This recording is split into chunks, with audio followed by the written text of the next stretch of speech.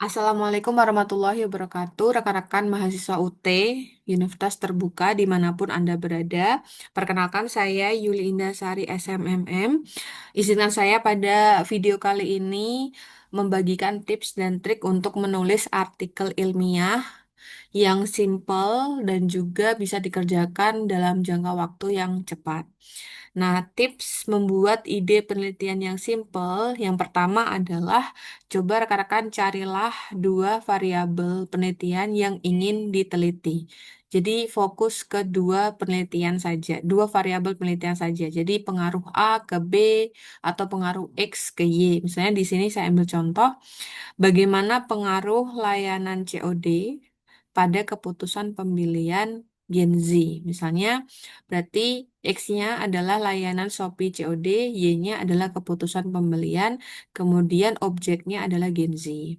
Atau bagaimana pengaruh beban kerja terhadap kinerja karyawan Bank Mandiri cabang X. Jadi di sini X-nya adalah beban kerja, kemudian Y-nya adalah kinerja karyawan, dan objeknya adalah Bank Mandiri cabang X. Kemudian bagaimana pengaruh FOMO terhadap pembelian impulsif Gen Z. Misalnya di sini FOMO itu adalah X dan Y-nya adalah pembelian impulsif, sedangkan untuk objeknya adalah Gen Z. Nah, pada video kali ini saya ingin merekomendasikan cara menulis artikel ilmiah yang simple menggunakan metode kualitatif berbasis wawancara. Nah, kalau metode kualitatif berbasis wawancara, maka ketika membuat judul ilmiah itu harus mencerminkan dua variabel yang diteliti, kemudian objek tempat kalian meneliti. Jadi kalau di sini objeknya di mana? Gen Z. Objeknya di mana? Bank Mandiri cabang X. Objeknya di mana? Gen Z. Jadi jelas siapa yang rekan-rekan wawancara. Kemudian di sini nanti di metode penelitian berbasis kualitatif wawancara, nanti untuk pemilihan sampelnya itu bisa menggunakan metode purposive sampling. Ini bisa mengcopy paste dari yang saya ajarkan. Kemudian metode purposive sampling ini adalah metode pemilihan sampel di mana rekan-rekan bisa memilih sampel atau responden yang rekan-rekan wawancara berdasarkan kriteria tertentu. Misalnya di sini, kalau saya meneliti terkait layanan Shopee COD pada keputusan pembelian Gen Z, berarti yang kita cari adalah kriterianya, of course, pengguna layanan Shopee COD, kemudian dia merupakan Gen Z dengan tahun lahir 1997 sampai 2012 cukup. Nah, dari dua kriteria ini, untuk metode wawancara di kelas saya khususkan pilih saja narasumber untuk diwawancara. Baru nanti ketika web 1, nanti kita akan menyusun beberapa pertanyaan based on topik penelitian yang rekan-rekan pilih gitu ya. Misalnya kalau layanan Shopee COD pada keputusan pembelian Gen Z, maka di sini ada beberapa pertanyaan misalnya sejak kapan menggunakan gitu ya. Mengapa menggunakan layanan Shopee COD gitu ya. Bagaimana pengaruh layanan Shopee COD ini pada keputusan pembelian Anda misalnya. Jadi mengungkapkan beberapa pertanyaan. Nah, pertanyaan ini bisa berkembang, bisa 5, bisa 6, bisa 10 gitu ya, tergantung dengan topik wawancaranya. Nah, untuk kelas saya sudah buatkan template untuk artikel ilmiah berbasis wawancara. Jadi, rekan-rekan tinggal mengerjakan artikel ilmiahnya di template ini. Jadi, template ini sudah saya sesuaikan dengan panduan yang ada di artikel ilmiah, gitu ya. Dari judul sampai dengan ending sudah saya buatkan. Jadi, bagaimana cara menulis judulnya, bagaimana cara untuk menulis hasil dan pembahasan untuk metode wawancaranya, bagaimana menulis metodenya sudah saya buatkan. Jadi dibuat dari sini ya, misalnya di judul ini, nanti yang berwarna kuning ini dihapus saja untuk judulnya. Jadi misalnya di sini judul tadi ya, berarti saya ingin meneliti soal, misalnya ini contoh saja, dampak dampak layanan misalnya Shopee. Ya, kita tinggal edit saja. COD pada keputusan pembelian Gen Z misalnya. Nah, kemudian yang warna ini kan just only panduan saja dari saya. Silakan nanti rekan-rekan hapus ya di blog, kemudian hapus. Nah, kemudian setelah membuat judul, rekan-rekan silakan untuk menulis namanya ya, nama lengkapnya ya. Misalnya di sini tinggal di blog aja, kemudian ditulis ya, misal Lina Sari, gitu ya, Lina Sari. Ditulis saja. Kemudian yang bagian bawah ini tidak perlu diedit karena ini sudah saya sesuaikan. Yang perlu dirubah adalah yang bagian ini ya, emailnya. Ini email rekan-rekan disesuaikan dengan email rekan-rekan. Nanti silakan di apa dirubah. Misalnya Lina Sari misalnya ikampus.ut.ac.id. Jadi ini email mahasiswanya dihapus. Nah, seperti ini ya. Ini untuk bagian awal. Kemudian untuk bagian abstrak, silakan nanti ini dihapus saja. Misalnya ini dihapus. Kemudian buatlah abstrak. Abstrak ini berisi terkait fenomenanya, fenomenanya. Kemudian eh, tujuan penelitian. Penelitian rekan-rekan apa, untuk misalnya kalau tadi saya meneliti soal layanan COD pada keputusan pembelian. Jadi saya ingin untuk menganalisis bagaimana pengaruh layanan COD ini terhadap keputusan pembelian. Kemudian metode yang digunakan apa misalnya? Metode ini ya, misalnya metode kualitatif wawancara gitu ya. Kemudian siapa narasumbernya berapa orang gitu ya. Jadi nanti silakan dihapus saja, kemudian disesuaikan dengan penelitian dari rekan-rekan. Misalnya di sini fenomenanya apa? Perkembangan e-commerce mendorong perubahan ini. Kemudian penelitian ini bertujuan untuk apa? Kemudian apa metodenya? Penelitian ini menggunakan metode wawancara mendalam gitu. Kemudian teknik pengambilan sampelnya menggunakan persepsi sampling. Nanti bisa diedit aja ya teman-teman ya. Berdasarkan nanti tinggal diganti aja berdasarkan disesuaikan dengan ide tulisan teman-teman. Nanti misalnya nih bagian fenomena diganti sesuai dengan fenomena yang terjadi yang kalian gunakan di bagian pendahuluan. Kemudian ini menganalisis apa gitu ya, disesuaikan dengan ide rekan-rekan. Jadi abstrak itu berisi terkait fenomena, kemudian tujuan, kemudian metode yang digunakan, kemudian teknik pengambilan samplingnya seperti apa. Kemudian di situ dijelaskan berapa berapa sampel yang dipakai. Di sini sebanyak 5 sampel misalnya. Kemudian dijelaskan hasil penelitiannya seperti apa. Kemudian bagaimana hasil penelitian itu berkontribusi untuk teori dan juga praktis. Itu abstrak ya. Nah, kata kunci ini biasanya tinggal disesuaikan aja dengan ide tulisan rekan-rekan. Biasanya kalau saya lebih ke ini ya, ke bagian ininya, sorry, bagian eh, variabel yang diteliti, kemudian ininya apa. Nah, biasanya ini diurutkan sesuai dengan alfabet ya, misalnya COD, keputusan Shopee, dan bla bla bla. Berarti ini harus urut ya, C, kemudian G, K, K, kemudian G dan seterusnya. Pokoknya urut absen, urut alfabet.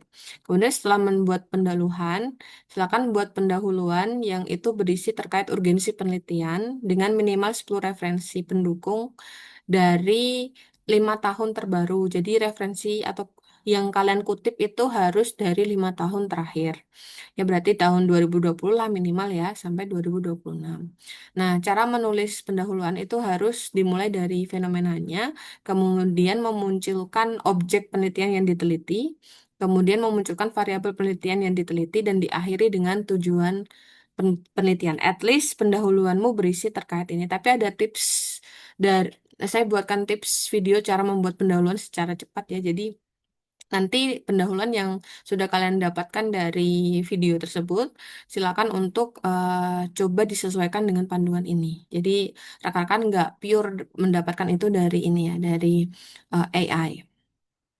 Kemudian kalau sudah, nah bagian metode ini silakan ini sudah saya pandu ya, silakan ubah yang warna kuning dan jangan lupa paraphrasing. Jadi ini silakan dirubah dulu.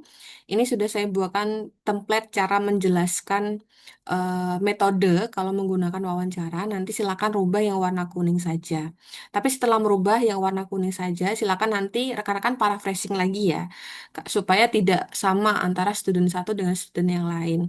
Nah, cara paraphrasingnya menggunakan apa? Ya, menggunakan website yang sudah saya jelaskan di video sebelumnya, yaitu Quillbot ya, kalau nggak salah Quillbot. Jadi paraphrasing menggunakan itu. Nanti supaya apa? Supaya hasilnya tidak sama dengan student yang lain dan tidak terdeteksi paraphrasing. Terdeteksi ini plagiarismenya. Nah, tinggal disesuaikan aja. Misalnya di sini sudah saya bantu ya. Penelitian ini menggunakan kualitas ini tinggal dirubah dulu. Nah, disesuaikan dengan tulisan rekan-rekan.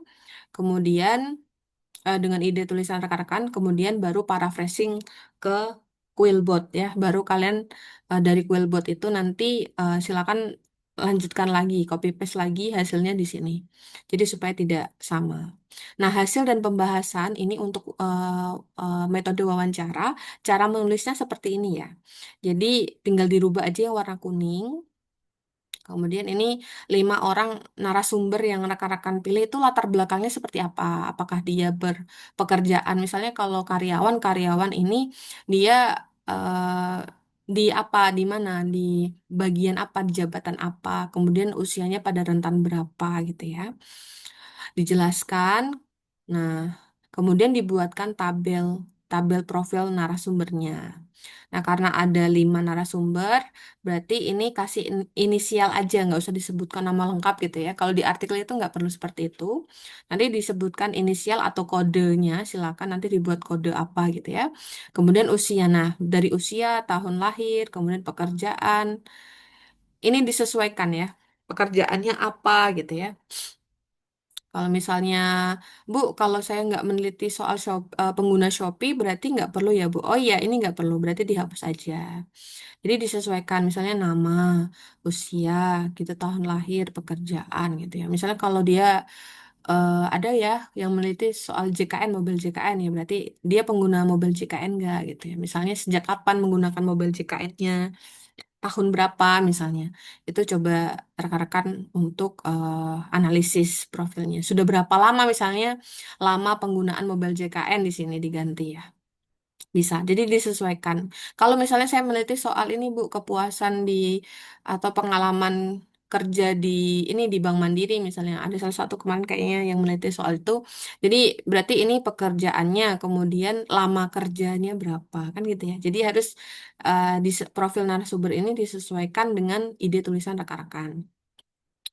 Kemudian setelahnya baru dijelaskan ininya. Jadi eh, ketika mewawancara itu rekan-rekan mewawancarai soal apa aja gitu ya.